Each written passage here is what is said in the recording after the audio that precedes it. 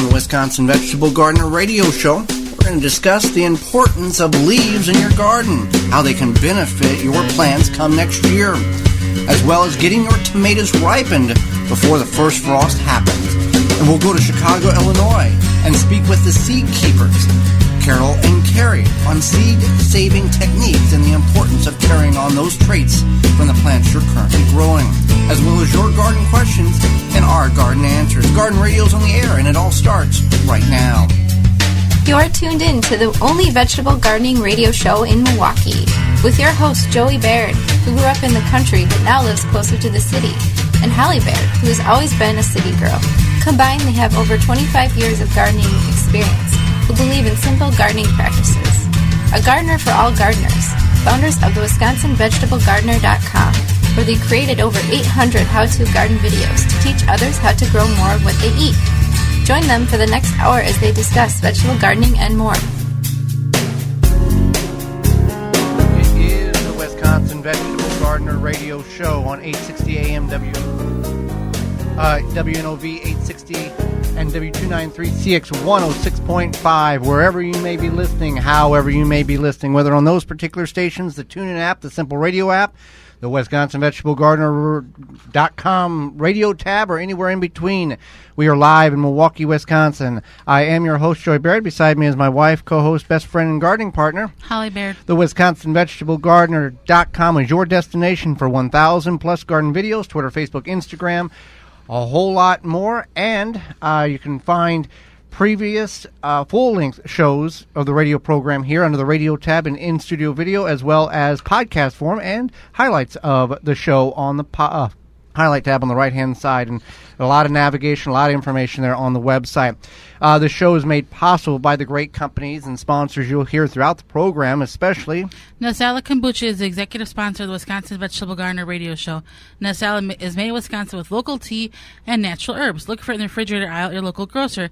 If you don't see it, ask for it, because if it's not Nasala Kombucha, it's not kombucha. Find out more at nasala.com. There's a number of ways in which you can talk to us right now. One is by calling in the Ivy Organics 3-in-1 Plant Guard hotline. Ivy Organic 3-in-1 Plant Guard naturally protects plants against damaging sunburn, insects, and rodents, protects newly installed plants and trees, shields prune and damaged surfaces for use on your roses, fruit and nut trees, ornamental trees, and shrubs. This product is non-toxic, environmentally safe, and organic. For more information, visit ivyorganics.com. You can call into 414-444-5250 with your gardening questions or comments. As well as you can tweet us using hashtag TWVG, or you can email us at any time during the week, anytime you've got a question, at twvgshow@gmail.com. That's a new email we got there, twvgradio@gmail.com, also will get us in contact with you. So it's fall now, weather's changing. We're going to plant garlic today. You can see all of how we do that on Tuesday, about our Tuesday video at about 7 o'clock on our website, the WisconsinVegetableGardener.com, our Facebook page, the Wisconsin Vegetable Gardener, our YouTube channel, the Wisconsin Vegetable Gardener, so you can find out more about the planting of garlic. We talked about that on the program just about a month ago, so you can find that in the archives of the program. Well, what we're going to talk about today, since fall is here, is the advantages of using leaves in your garden and not just putting them on the curb for the city to pick up to compost at their own facility. Right. So that's something... And that's what a lot of people do. They just blow them out in the street, and they come by with a vacuum, they pick them up, and they're gone. Right, and that's something that people don't even think about when it's such a great resource. Well, they want to get them off the lawn because it's going to smother the grass out, and they want to be done with it. They don't want to have to compost, or they don't maybe not understand the procedures that how easy it is to save them. They don't want the lawn to be destroyed because a large matting of wet leaves can suffocate the grass, and you have spottiness, and you've got it looks like a dog has had a party in the front yard because there's no grass there. Right, exactly. So what's the bonus about the leaves is that they are very nutrient dense, and that's what's important here. But explain what that actually means. It means that the tree's roots go deep down into the soil, into the underground subsoil, the earth, and so they're getting a lot of those nutrients from that the minerals of the minerals and being deep down in the ground. So with that extends that into the leaves, and once a lot of those nutrients are going to go into those leaves, and so they make a great compost, which is a good thing for your soil. Absolutely.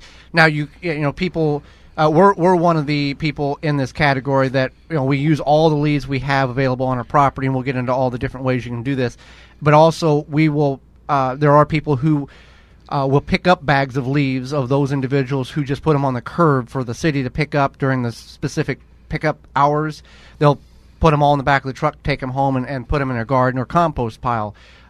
So we don't necessarily do that. We clean up everything within a block of the house, both sides, our property, and the neighbors know this, and they're more accommodating. They put the leaves in the street, we'll pick them up and take them to our property. But anyway, leaves can serve a number of purposes here, and one is to insulate tender plants during the frost and winter. Right.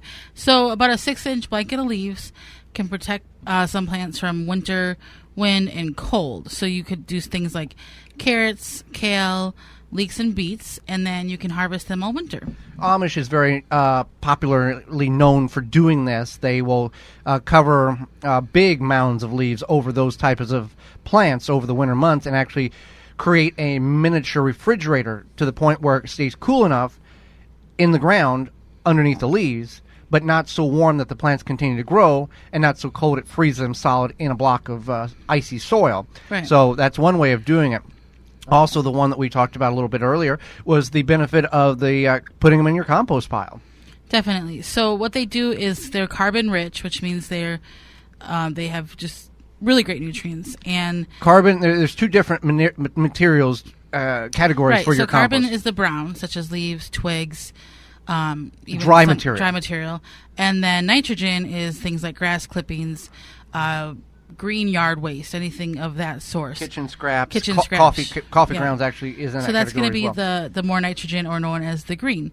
And so the carbon-rich leaves will help balance that high nitrogen and help work it out so that you have a good balance there and a good combination of both. Well, while we're talking about composting leaves, how big of a pile do we need in order to make it successful?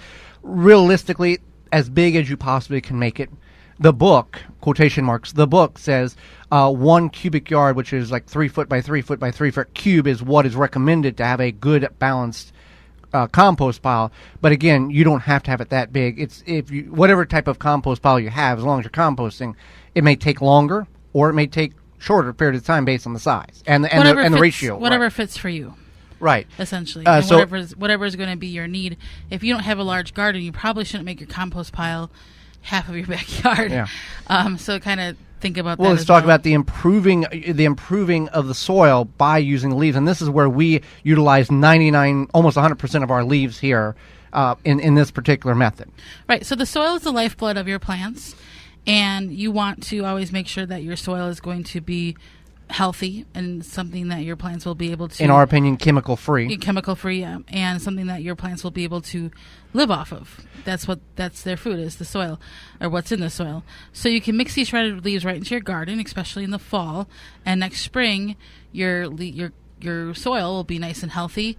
You'll have lots of worms. Worms like leaves, to eat leaves. They look for food, and you'll attract a lot of worms, which are even better for your soil. Well, we don't mix it into the soil. We just layer it 18, 20, 24 inches above, on top of each grow bed. Some people, and by mixing them in, you're going to use a tiller to work them in the soil. You can use just straight, large, unshredded leaves. We do that if time is a crunch. We'll just dump the leaves on the garden, and by June, July the next year, you can't even tell the leaves were there because they've broke down into the soil. When we plant in the spring, we just move back the leaves that we need to move back the leaves till we see soil, plant our plants, and then move the leaves back as a living, or as a mulch that suppresses weeds and retains moisture. But you don't have to work them in the soil. You want, if you can, and we don't always follow this, you want to shred these leaves, because it's going to break down smaller particles, are going to make it easier for the microbial life as well as the worms to digest and break it down and work it in your soil, versus the large, full-size leaves. But also, we all may not have leaf mulchers. Lawnmower does the same. So explain how you do it with the lawnmower. That might be okay. not clear to some people. If you do it with a lawnmower, you really want to have a bagger on it, because when you mulch these leaves in the yard, they're going to go to a fine particle and they're going to fall into the grass. So you're not really going to be able to rake them back up. Yeah, but how do you get them into your lawnmower essentially? The bagger. Right, but well, if you know the answer, why don't you just tip the lawnmower over and shove the leaves into it? No, you drive, you just mow like the normal grass and allow them to go under the lawnmower and go into the bagger that way. No, don't follow the recommendations on your mower. Well, I just want to make sure people are clear on that. Okay, so that's the way we utilize almost all of our leaves. Is we just mound them on top of the grow bed. All of our grow beds, and then they break down over the winter, and in the spring and by summer they're gone, but they feed the soil, and that's a great way of free fertilizer for your garden. I wanted to touch here. You want to think about what kind of leaves that you are putting in your leaf pile. Walnuts, eucalyptus. I'm not really sure we have any eucalyptus trees in Wisconsin.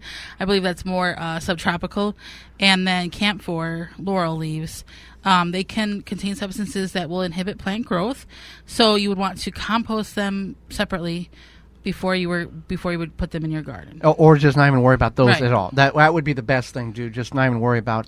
But if you have a eucalyptus tree, I'd be interested in finding out if you're in Wisconsin. Let's talk about leaf mold, because we say composting leaves. The environmental term, or the science term, is leaf mold. What is leaf mold? And not really it's basically the same thing. Basically, leaf mold it's a positive thing. It's a fungus of the broken down leaves. It's just strictly leaves, 100% leaves. It's not a mixture of other items, so it takes a little bit longer for this to occur. It's not real. I don't know if I would. I guess leaf mold is basically like the same thing if you were walking through the woods. That layer of leaves on the ground. On the ground is the natural breakdown of the leaf particle. But it's not mold in a bad sense. You're going to possibly get sick or something from it. It's a good thing. It's a positive mold that's beneficial to the breakdown process of these leaves to release the nutrients back into the soil to feed the plants feed the soil that'll feed the plants that you're going to grow. So that's the importance. And leaf hoarders, I would say we're in that category. There is a term for that. Yeah. Leaf hoarders. So, with that being said, there are other ways. That's what we would recommend using your leaves for. Now, we talked about this. What was it, maple spot, a couple of weeks ago? The black maple spot. That is black tar maple spot. Yeah, you'll see the leaf, and it looks like black paint on the leaves. People are worried about incorporating that into your garden. There's nothing wrong with that. You can go ahead and do that. Go ahead and use your leaves. Now, if your tree was sprayed with some type of spray to kill bugs in the tree or something like that, those leaves I wouldn't recommend using, because they still retain whatever chemical that was applied to it, and that can leach into your soil and cause a whole level of bad things for the following year. But if you just got natural leaves falling on the ground, then go ahead and use them. Another thing some people would not recommend is using the leaves that are put in the street, because the oils and the gas and the asphalt and all that stuff, we deal with enough toxicity in a day, and our soil does have a certain level of toxicity in it, that little bit. Now, if you're in a pile of oil, don't use those leaves. But if they're just in the curb, in the gutter, whatever you want to call that, we rake them up. And last year, if you watch our videos, we have 1,800 square feet in the large garden, and we put 42 40-gallon trash can fulls of unshredded leaves in that garden, and I still was short. And I did that over a month period, cleaning the street, half a block on each side of the house and on the other side of the street, and we still didn't have enough leaves. Right, and you want to be aware also, if you are using your neighbor's leaves, just make sure there's no other random plants in there. Well, the neighbor across the street, she said she saw us picking the leaves up, and she goes, "You're more than welcome to ours. This is the yard debris. There's a mixture of stuff here, and these are pure leaves." Yeah. So our neighbors, just be aware. Yeah, be aware, right? Because you don't want to bring in some kind of whatever it might be into your yard, your garden. Plants can be good or not necessarily bad, but if it's some random yard debris that maybe you don't want, just be mindful of it. People cut the heads off these plants that have seeds in them to get them off the property, and then mix them in with leaves, and here you've introduced them now on your property in your garden. So it can be a problem. So just be vigilant, be nice to your neighbors, know your neighbors. Maybe your neighbors are not gardeners. Just say, hey, if you have leaves, Really would like to have them. Here's the reason why. If you're willing, is it okay if I take them? I don't know. I would just start taking them, and then if they think it's weird, they'll probably. Well, I don't think they'll complain if you start raking leaves on their property. No. I mean, if it's not not raking their leaves, but taking their leaves from the side of the street. Right. So when we come back, hopefully that has helped understand the importance, the value of leaves. That it's more important to put them on your property than to give them to the city, for them to break down and compost, and somebody else picks up those leaves. When we come back, it's getting close to frost. Maybe we're going to have an extended length of season before the frost hits, but we've got some ways in which you can accelerate the ripeness of your tomatoes before that frost hits. Right after this. Never miss a thing. Sign up for the Wisconsin Vegetable Gardener newsletter. Go to thewisconsinvegetablegardener.com and click on the newsletter box. The number one key to healthy, productive plants are the roots. Starting from seed to full-grown plants, rootmaker.com has the answer. From seed starting trays with an innovative design that air prunes the roots, creating a fabulous root system, never again will you have root-bound plants, to multiple gallon grow bag sizes to raised beds. Rootmaker.com has your grow needs covered. Visit rootmaker.com. Do you have a little space to grow? Check out Greenstock Vertical Gardens at greenstockgarden.com. Greenstock is engineered to grow with its innovative space and water-saving design. You can grow vegetables, flowers, herbs, and even strawberries in just 2 square feet of space. Grow up instead of out. Perfect for the porch, patio, or deck. Grow up to 30 plants in a small space. GreenstockGarden.com has everything you need to grow in the littlest of spaces.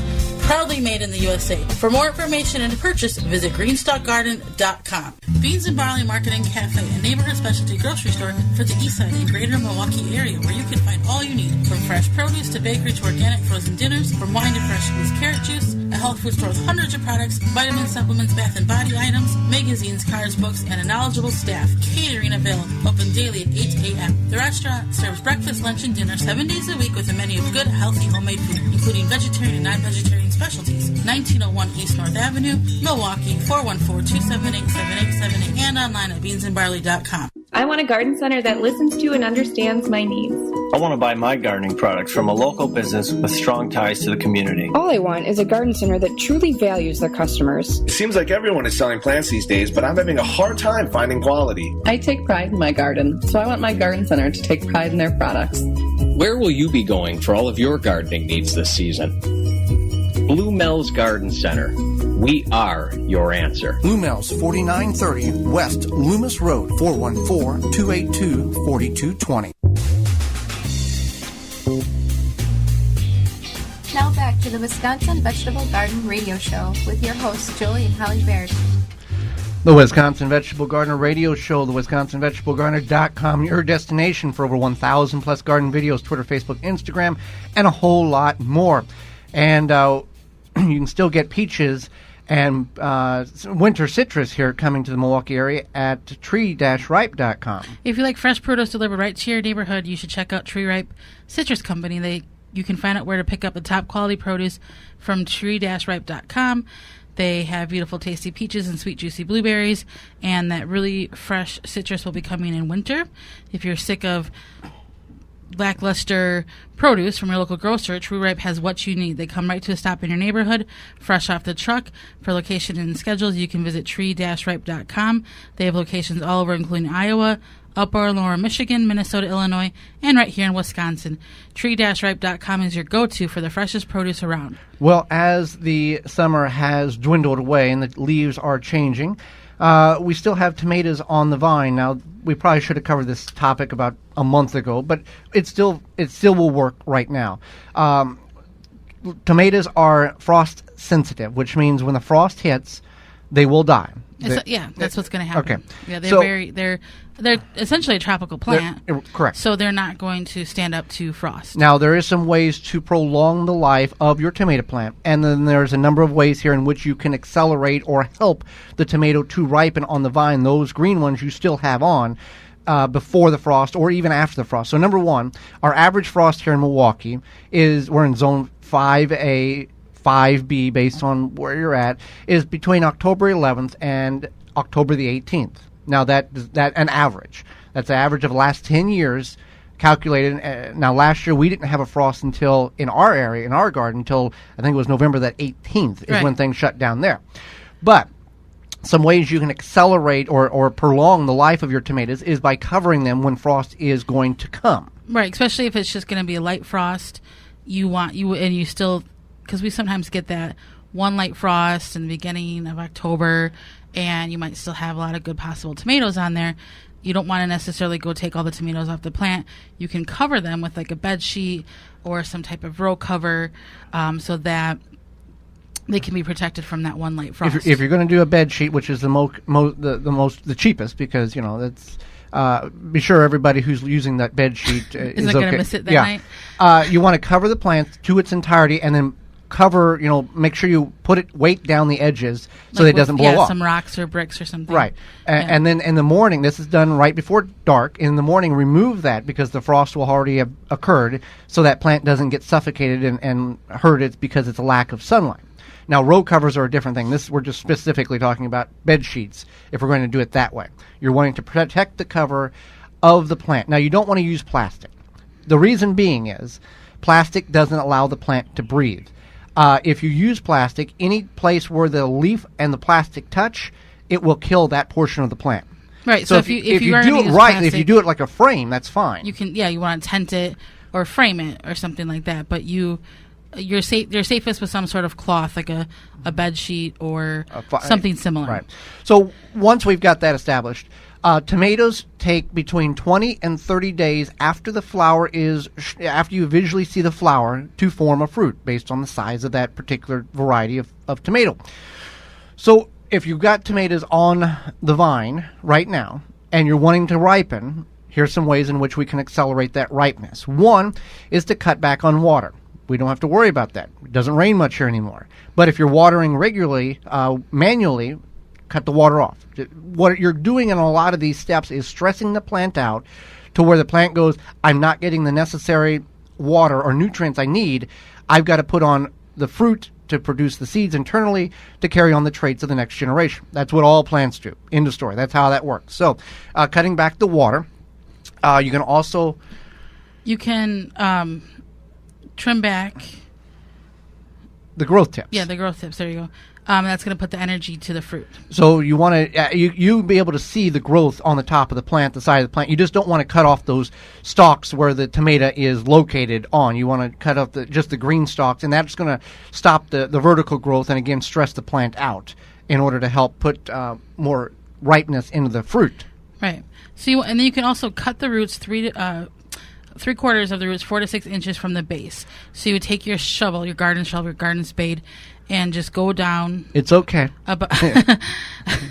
About 4 to 6 inches away from the base of the plant. Right. And as deep as you can go, and just go around the plant and go, think about a circle, 3/4 of that circle. Right. You're cutting off a lot of that, the availability for you're cutting the roots off that normally gives the plants nutrients. So that's going to stress the plant out.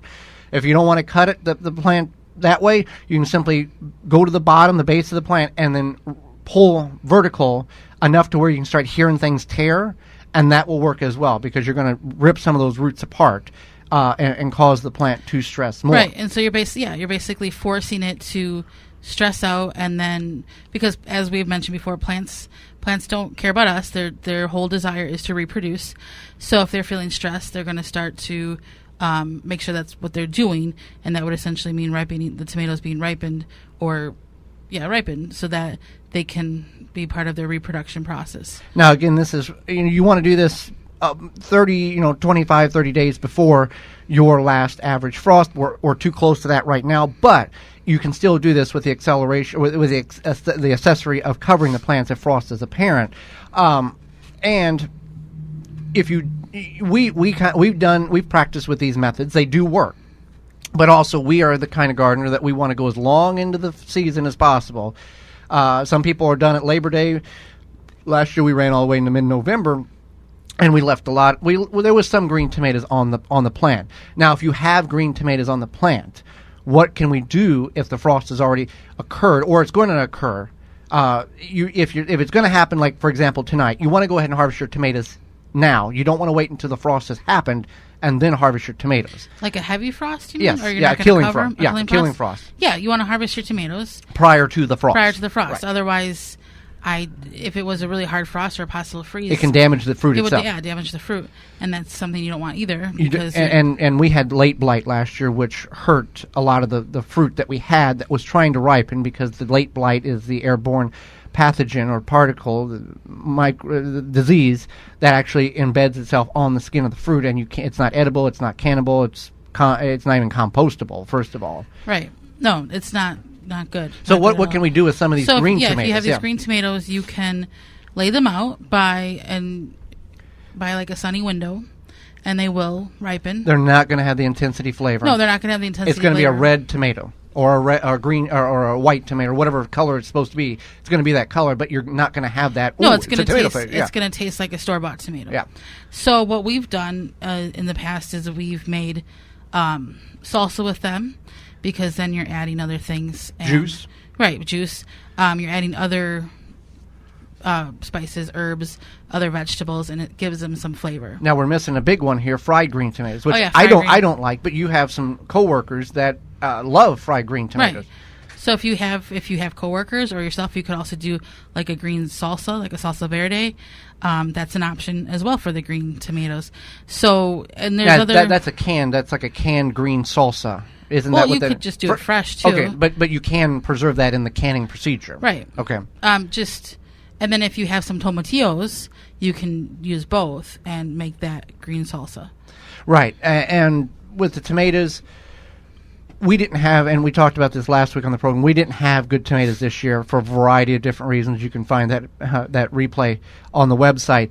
Last year we had really great tomatoes. And we always harvest our tomatoes as the color changes on the bottom of the tomato. The tomato ripens from the bottom of the fruit and around the top. So when we see a pigmentation change in the bottom of that tomato, now if you're growing, there are varieties of tomatoes that are ripe when they are green.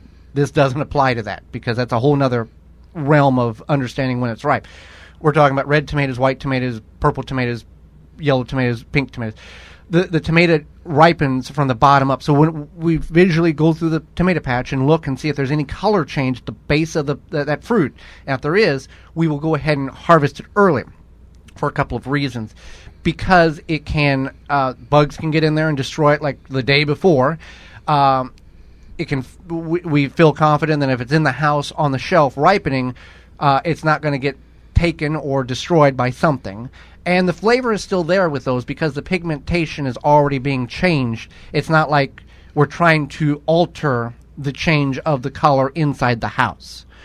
So that's why we harvest the tomatoes early in our garden when we have the opportunity. Now, cherry varieties and grape varieties and miniature pear varieties, that's totally different. We wait until those completely ripen. We're talking about the big beefsteak slicing tomatoes when we harvest them early. Right.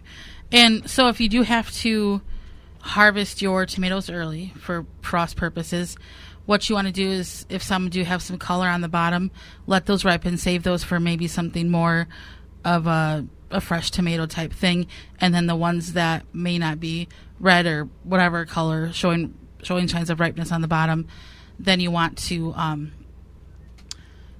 make sure that maybe use those for like a green tomato purpose or something like that.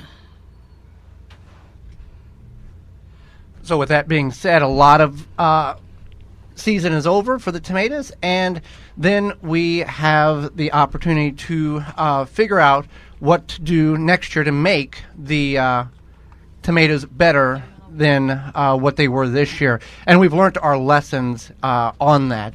So with that being said, we can also learn the lesson of maintaining our lawn and garden, or our lawn equipment, by working with Aaron's, and they can help you get your lawn ready to go for next year. Do you hear that? That's your neighbor shaking in their grass-stained shoes, because Aaron's is about to help you step up your grass cutting game. Your name is on the mailbox, so the Aaron's name should be on your mower. Heavy-duty steel construction, smarter, smoother controls, professional cutting performance. The only thing we love more than the smell of freshly cut grass is the sweet taste of victory. Aaron's, it comes down to this. Visit Aaron's.com to find your local dealer for lawn and snow removal equipment. When we come back, we're going to talk to the seed keepers from Chicago, Illinois about understanding seeds and the proper way to save them so we can better accelerate and get our crops to grow better next year in our garden right after this.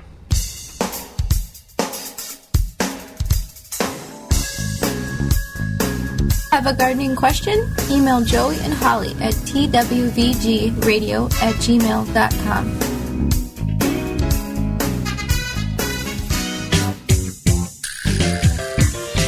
Oh, yeah. What you say? You say Nasala Kombucha. It'll put some glide in your stride and some pep in your step. Nasala Kombucha. Yeah. Nasala Kombucha makes your body happy. Nasala Kombucha makes your body smile. The River West Co-op Grocery and Cafe is proud to support the Wisconsin Vegetable Gardener and a lot of other Wisconsin growers as well. The co-op offers a wide range of local and organic produce in their store and on their cafe menu, from apples to yogurt and everything in between. Open 7 a.m. to 9 p.m. weekdays, 8 a.m. to 9 p.m. weekends at the corner of Clark and Frackney in Milwaukee's River West neighborhood. See what is in store and check out the Co-op Cafe's delicious vegetarian menu at riverwestcoop.org.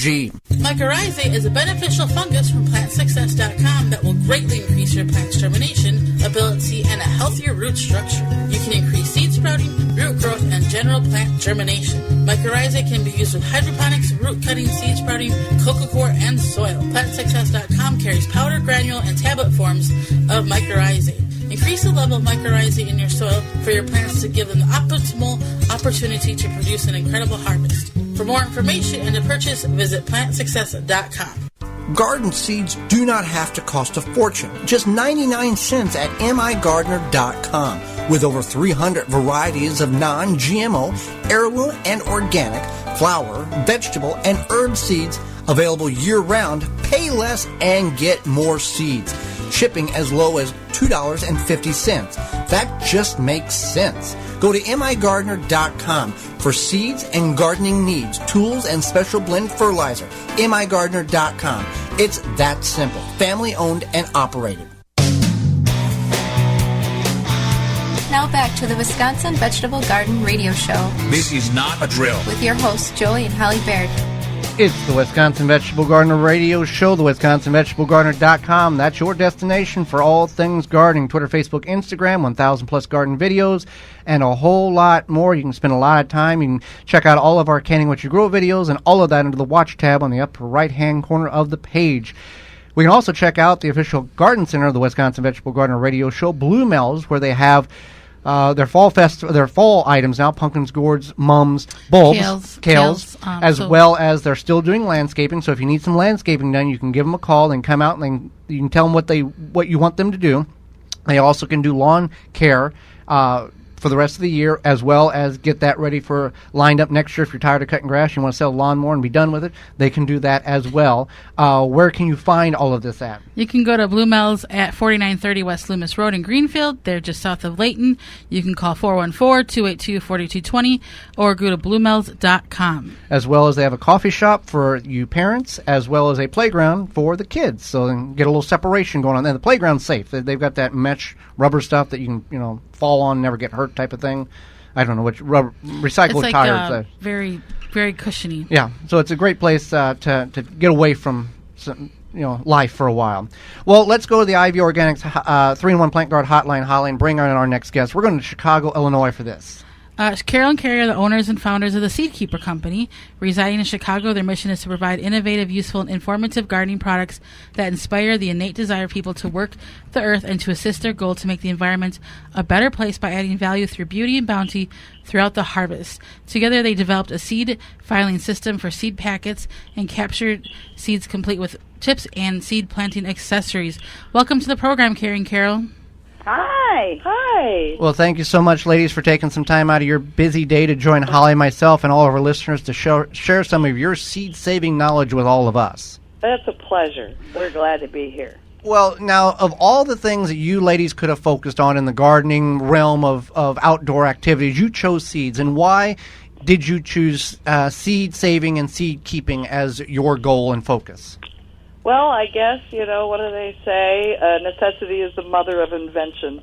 And at one point during this recession, the Great Recession we had, I thought to myself, I just cannot spend that kind of money on annuals and flats and soil and all these things. So Carrie and I, who have been friends forever and live very close, we thought, you know what, let's start these flowers from seed. We can do that. So I started flowers and germinated them. And, of course, along with that, I had never grown vegetables and herbs, and I thought, well, I might as well start a few of those while I'm at it. So while I was doing all that and growing the vegetables, seed saving became just a part of it because I realized that by growing the seeds that I had grown in my backyard, I would be making a hardier seed or a more zone-perfect seed for my environment. And so seed keeping became part of our seed starting, and so did our seed keeper, which you mentioned, to keep all our seeds in. And there's also the element of satisfaction when you start seed yourself. I mean, we start between us about 1,000 plants from seed, and every time you put that seed in that puffed up peat pot or whatever growing medium you're using, and that first sprout comes up, there's just like this, it just like gives back this energy to you. It's just so exciting. I mean, we've been doing it for a long time, and we're still dazzled every year by that miracle, that, magic of the seed. Yeah, plants want to grow, and sometimes they just need a little soil to do that. And we get to take part in it. Isn't that grand? Now, whenever you decided to do this and start all of your seeds, or the majority of your seeds, was there ever an aha moment going, man, this is a little harder for this particular plant, or maybe we took a little bit more off of the bone than we should have here, or did it go fairly smoothly for you? Sometimes, that old saying, what you don't know won't hurt you. Right. When we first started doing starting plants from seed, one of the major plants that we started were impatiens, and that was before the downy mildew happened, and we just did it. And then we were told later those are very difficult seeds to start, and if you just follow the rules and follow the instructions, you can be successful. And if you're not, you can do it again. You can do it again. If at first you don't succeed, seed again. So nothing is really that difficult if you follow the rules and follow the plan. Seeds are really forgiving. Don't be discouraged. Definitely. So if you could explain the 3 types of seeds, the heirloom, organic, hybrid, and also what GMOs are. Okay. Let's start out by talking about what an heirloom seed is. An heirloom seed, like any heirloom that you would have in your family, that beautiful old plate or whatever that you pass down, heirloom seeds are just like that. They're seeds that have been passed down for generations. Some people say that they are seeds that are 50 years old or older, in variety, or World War II. But an heirloom seed, let's just say, is that historic seed that we're passing down from generation to generation. On the other hand, a hybrid seed is a seed that has really had multiple varieties of a plant that are kind of melded together. That geranium that has great bloom and great foliage probably came from plants that had one that had great foliage and one that had great bloom. A hybrid is not necessarily a bad seed. It's just a different kind of seed that you can't necessarily save from because it won't produce true to the mother plant. Now, both heirloom and hybrid seeds can be organic. Organic means that the produce that the seeds will be saved from has been done on land that has no chemical use. If you want USDA certification, they say it's 3 years of no chemicals. Let's be fair. A lot of people are growing organic seed. They don't use chemicals in their gardens. So those are the differences. What is a GMO? GMO stands for genetically modified organism, which all of us are. We're all genetically modified organisms. The big culprit in that area is GE, or genetic engineering. Typically, that type of stuff is used for very large production seed, typically for farms or things like that. We're really not using genetically engineered seeds in our own home gardens. So those are the differences. Where it becomes a problem is you have huge soybean crops that have been, they're using seed that has been genetically engineered. And that soybean goes on to become soy milk, and therein lies the problem. What we're producing at home, that's not happening unless you're using chemicals, and we don't. And one of the things that we really noticed about the MichiganGardener.com is all of their seeds are non-GMO, and they're all heirloom, and that's a cool site. Now, just to clarify, hybrid seeds are not genetically modified. I want to make sure everybody understands that. Yes, no, those are not genetically. Well, they're hybridized. Correct. So you're having two things come together. You're not injecting things into the seed. Correct. Okay. So I just wanted to clear that up there. Okay. Okay, so you guys touched on learning how to seed save a little bit. What are some of the easiest seeds to save? And what would you recommend buying new every year from migardener.com? Well, I find actually I love saving any kind of bean or pod type of vegetable, snap peas, those types of things, shelling peas. Peppers, bell pepper seeds are really easy to save because they're dry inside the cavity of the bell pepper. And of course, jalapeno seeds are easy to save, but please, please, please wear latex gloves when you do so. My son just experienced a very hot nose after cutting up a bunch of those for me. And those are some of also lettuce. Lettuce seeds are great to save. They bolt early, and the seeds come up real fast, so you can keep succession gardening with your lettuce by just saving the seeds that come from the original plant. And don't let saving tomato seeds scare you. It's very easy to do. Also, one other thing, the selection that's offered at migardener.com is really pretty unique. They have so many different colors of sunflowers and the Blue Lake pole beans. Those are always fun to grow. They have several varieties of basil as well. I was just delighted when we went all over their website. We recommend it. That's a really great place to get some seeds. Some cool cucumber varieties. Really neat. Really. Yeah. 99 cents? Awesome. Absolutely. Yeah. And this week, M.I. Gardner re-upped with their contract for next year, and they're going to have 450 varieties of seeds starting November 1st. Well, we're definitely buying from them. I can tell you that. They're a cool story. They are. Yes. Let's talk about your cool story about the Seed Keeper Project and explain what that is and how you go to schools and do what you do. Okay. Well, when we started the Seed Keeper Company about 8 years ago, we decided we wanted a way to give back in some way, and we didn't know what that was going to be. About 1 year in, we became aware of a school on the south side of Chicago, Metro Curie High School, where students and teachers came together to start a school garden. So our Seed Keeper project recognizes school gardens. We saw what was happening there, and we said, we need to send those teachers a seed keeper just for what they're doing. And we went, it was one of those aha moments, and we said, that's what we're going to do. We're going to recognize school gardens. So each year we recognize school gardens in all 50 states and the District of Columbia. Let's not forget about them. To date, we've recognized more than 350 school gardens. And what we do is we send them a certificate recognizing their win for the state. They get a Seed Keeper Home Farmer, a wonderful book called Gardenpedia by Maria Zampini and Pam Bennett. They get seeds from Seeds of the Month Club, and our project is underwritten by Corona Tools, and we are grateful for all of their support.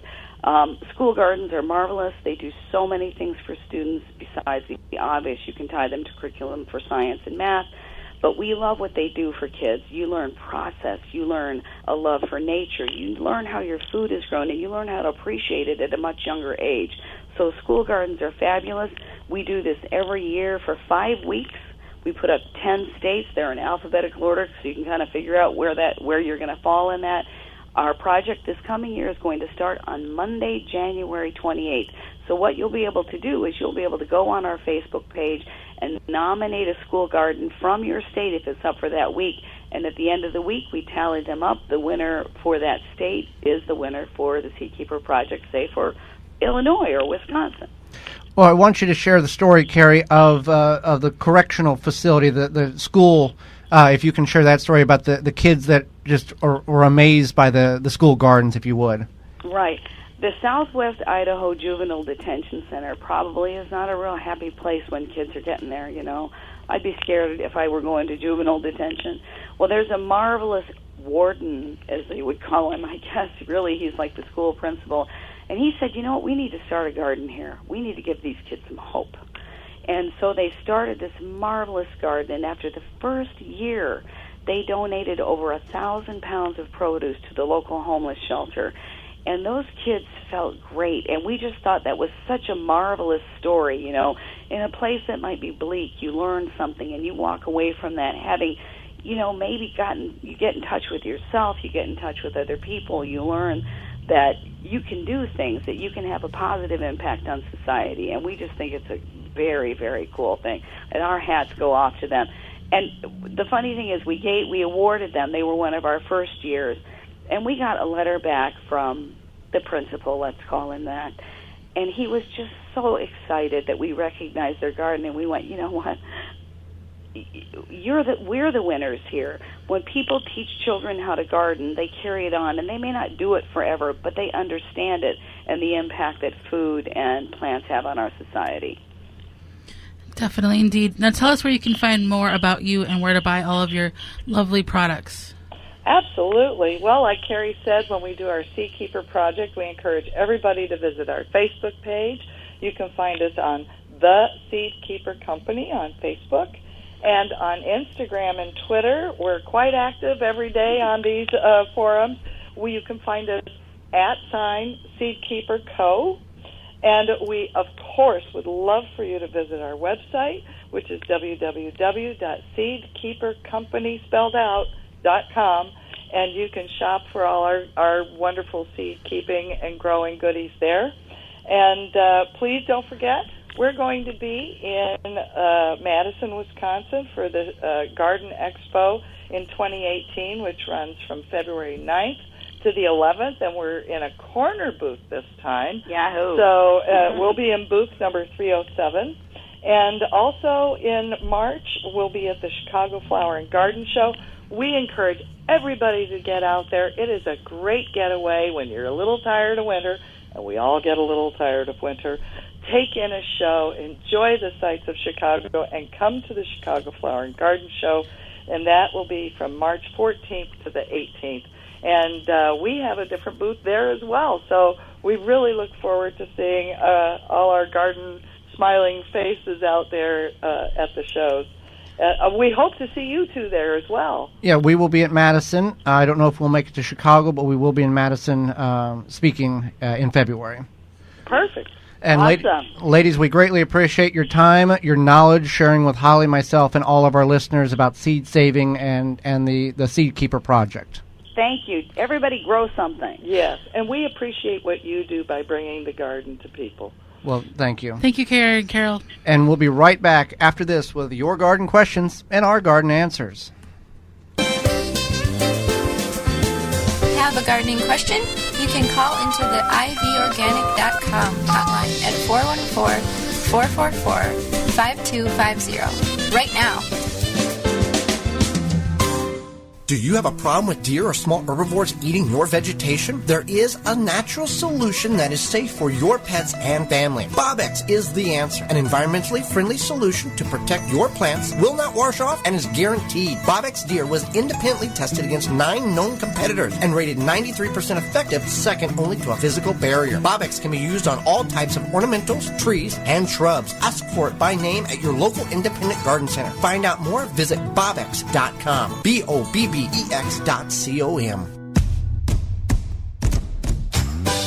International Food Selection at Woodman's is more than just salsa and soy sauce. We stock a huge selection of foods and ingredients from all over the world. Whether it's Asian, Latin American, European, or Middle Eastern, Woodman's has it. Plus, each store has its own unique selection. With Woodman's, you don't need to visit multiple stores to get what you need. We have everything you need under one roof and at a great price. Hotchin Mill, 125 years of experience producing stone-ground organic flour and cornmeal made from premium quality whole grains. Family-owned company, continual standards that are non-GMO, organic at the highest safety levels, offering a wide variety of flours, pasta, baking mixes, flaxseed, and more, even kosher and gluten-free options. Found at most local grocers like Woodman's. For more information and recipes, visit HotchinMill.com. That's HODGSONMILL.com. Hi, I'm John Lewandowski, Retail Manager of Blue Mel's Garden and Landscape Center. Now, I'm not going to tell you about our awesome dome-grown plants, our beautiful pottery, or our 40 varieties of landscape materials. What I am going to tell you is that Blue Mel's is a local, independent, family-owned garden center that truly cares about your garden or landscape project. So if you're looking for that one garden center that actually cares about you, come to Blue Mel's Garden and Landscape Center. We've been treating our customers like family since 1955. Blue Mel's, 4930 West Loomis Road, 414-282-4220. Now back to the Wisconsin Vegetable Garden Radio Show. You didn't mention that I was a sailboat trailer expert. Oh, yeah. We're coming here, and there was this trailer, and I didn't know what it was. And I said, oh, that's a sailboat trailer, which I didn't know that you had any knowledge of sailboat expertise whatsoever. Well, I've grown up by water my whole life, so I know things. Well, I know tractors, so there you go. Okay. With your hosts, Joey and Hallie Baird. It's the Wisconsin Vegetable Gardener Radio Show. It's not the Wisconsin Sailor Boat Show, but Holly's got some expertise in that level, too. The WisconsinVegetableGardener.com is your destination for over 1,000 garden videos, Facebook, Twitter, Instagram, and a whole lot more. And you can also talk to us right now if you've got a garden question on the Ivy Organics 3-in-1 Plant Guard Hotline. Ivy Organic 3-in-1 Plant Guard naturally protects plants against damaging sunburn, insects, and rodents, protects newly installed plants and trees, shields prune and damaged surfaces for use on your roses, fruit and nut trees, ornamental trees, and shrubs. This product is non-toxic, environmentally safe, and organic. For more information, visit ivorganics.com. You can call in right now to 414-444-5250. You really need to stop telling people I'm a sailboat trailer expert, because somebody's going to call in with a question. Well, you might have the answer to it because you know about them. Yeah. Okay. Well, okay. I don't know nothing about it. You may be able to guide them into the expertise for it's the Wisconsin Vegetable Gardener and Sailboat Trailer Show? Yeah, okay. I guess that's what that would be. We had a number of questions come in on the Twitter, Facebook, Instagram, YouTube, all that stuff. And email, you can email us at twvgradio@gmail.com. twvgshow@gmail.com.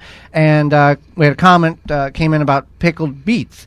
I love pickled beets. I was able to grow a few, enough for 2 pints last year. Now, some people think that may be enough for them. That's not an insult. That's good. That's good. So this year I am planting seeds every 2 weeks, hoping to get a lot of them. Thanks for the details. This is in regards to Holly's Canning What You Grow video on the pickled beets that you can find under the Watch tab on our website. I wasn't sure if they could be watered bath canned, so last year I just refrigerated them. Thank you for the information and your time. So they can be watered bath. Pickled beets. Pickled beets, right. Right, that's correct. Yeah, you don't want to pressure can them, but water bath. You can do refrigerator pickled beets as well, correct? That's what she did. The refrigerator pickled beets. Yeah, you can do both. Now, we would recommend when you do a refrigerator pickle, based on the ingredients, you're only getting maybe up to 2 months of life out of that, correct? You can't do like a year in the refrigerator. No, I think it's a little bit longer than 2 months, especially because you're adding that vinegar. But it's not shelf-stable like it would be. Stable. It wouldn't last nearly as long as if you just water bathed it and put it on the shelf. That type of. Okay, that's what I'm getting at. Okay. When blanching and freezing kale, do you bring the water back to a boil each time you add a new batch of kale in it, or do you just continue to add it even though the water is warm? So you want to, it doesn't have to be a full roaring boil. You just want, what you're essentially trying to do. You're starting with a full roaring boil. Yeah. Essentially what you're trying to do is just get that hot so that it does the blanching process, so that if you were to put the kale directly into the freezer without blanching it, it's going to get kind of disgusting. So the blanching process is the importance of getting to that super hot water. Now, you wouldn't just want like warm water from your tap. You want to be close to boiling as much as possible. And when we talk about blanching, we put it in the boiling water for a duration of time based on the ingredient or based on the item, then put it in an ice water bath to stop the cooking, and then dry it, and then put it in the freezer. Right. So some people call it parboiling, and then it's typically called blanching. Okay. Well, let's go to the Ivy Organics 3-in-1 Plant Guard hotline. And caller, do you have a question or a comment? I hope you're talking to me. Yes, I am. Go ahead, ma'am. Yes. Oh, yes, I do have a question. Go ahead. And it is in regards to corn. Okay. I bought a bushel of corn, and now that I have it here, I don't know what to do with it. And someone told me that I could wrap it in plastic and newspaper and then put it in the freezer until I'm ready to use it.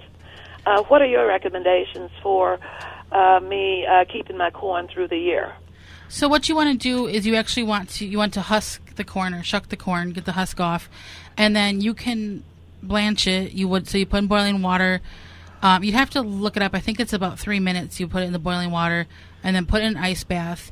And at that point, what people will do, they'll either put it in freezer bags or they'll wrap each ear of corn individually in some tin foil and then put it in the freezer bag. Depending on what you want to do, they find the tin foil helps prevent some freezer burn if you're going to keep it in there for a long time. And then that way you'll have the frozen corn. You could also cut it off the cob and blanch it as well. Okay, thank you for that. And now here's my second question, if you have time. Okay, and that is squirrels in your yard and in your attic. How can you get rid of them without killing them? Because they have somehow they've gotten into the attic, and in the wintertime they come in and they stay there. And we don't want, this is my friend's house, and don't want to kill them, but we want to run them away. How can we do it safely? Okay. You definitely want, once you get them out, you want to find out how they're getting into the house. That's very important. Secondly, ways to keep them away is apply a chili powder mixture in your garden. If in that particular application, again, if they're getting into the house, we want to figure out how they're getting in the house and block that off. Whether with most likely with a, you don't want to use a spray foam because animals can chew through that. So you want to actually put a board or mesh netting where that hole is occurring. So they're getting in somewhere, and whether that be at the eave of the house or under, somewhere. So that's the first thing, and then figure out, plug the hole that way, and then that should work well. But when you say mesh, can't they chew through the mesh? Like a wire mesh. Yeah. A wire mesh. Yes, a wire mesh. Oh, like those little long things that you see. That they put over the, whatever you call those things up there, eaves or something? Correct, yeah. Oh, yeah. Okay, wire mesh. Or they also call it landscape not landscape, carpenter fab. It's a thick wire mesh. I'm not thinking. I know people are going to say, what that is, but it's a wired checkered mesh that's a very thick gauge wire. Yeah, okay. Yeah. Oh, wire. Oh, my God, it's so wonderful. You guys are so wonderful. Thank you so much for thank all you. the knowledge. What a wonderful show. We do appreciate you. Well, thank you so much for listening. You have a great day. Okay, we're having an open house down at the Women's Center if you would like to come. Call me at 933-1652. We probably have applications online at Wisconsin African American Women's Center, 3020 West Fleet Street. And our open house is on the, 26th of October, the last Thursday in October. So if you would like to come, we would love to meet you. We'd like to see the people that we're talking to on the radio. Absolutely. We just don't want to listen to you. We want to look at you, too. Do you think you would be interested in something like that? Yeah, Holly's going to take down the number there. Okay, 933-1652. I did know the website and all that stuff, but I can't remember all that and stuff. What's They'll your name? Give it to you. I beg your pardon? What's your name? I'm sorry, what's your first name? Ruby Jackson. Oh, thank you. Mm-hmm. Well, we appreciate you calling and supporting the program here, Ruby. And I do. And thank you so much for all the good knowledge that you're providing for us. It's greatly appreciated. Well, thank you very much. Okay. Bye-bye. Have a good day. Another question we had, we got time for one more, is I want to start growing indoors over the winter. What grow lights do you recommend using?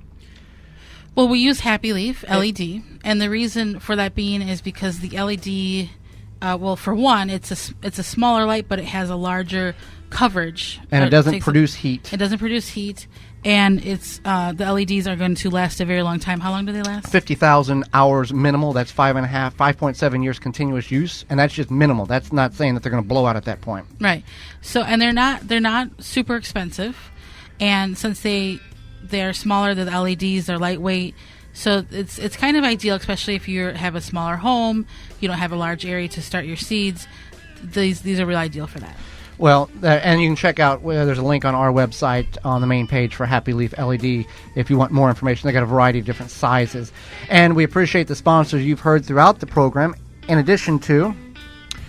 Nasala Kombucha is the executive sponsor of the Wisconsin Vegetable Gardener radio show. Nasala is made in Wisconsin with local tea and natural herbs. Look for it in the refrigerator aisle at your local grocer. If you don't see it, ask for it, because if it's not Nasala Kombucha, it's not kombucha. Find out more at nasala.com. Programming note, join us next week where we're going to talk about winterizing your home effectively and cost-savingly. Make sure your house is as efficient as possible to save you money on your heating bill, as well as how to make your own fruit scrap vinegar, and why we don't grow corn in our garden anymore. And we're going to talk to this guy, Michael Carolyn. He wrote No One Eats Alone. He was in Milwaukee recently.